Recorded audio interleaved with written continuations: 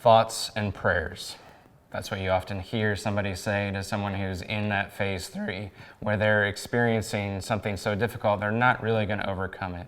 A loved one who's died, or a terminal condition that they're facing themselves.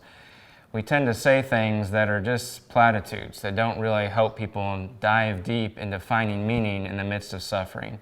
So we say things like, they're always going to be with you. They're there with you in your heart. Spending time with your loved ones is really what matters.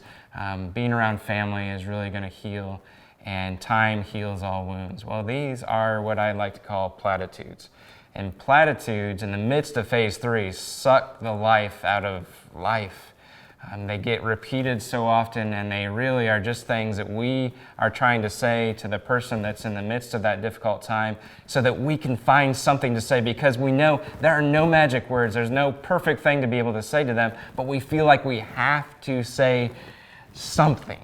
And so we say these platitudes, and sometimes it either just sounds like a gloss over what's going on, or sometimes it can actually do more damage and hurt the person because we're not being thoughtful about how they can find meaning in the midst of that suffering.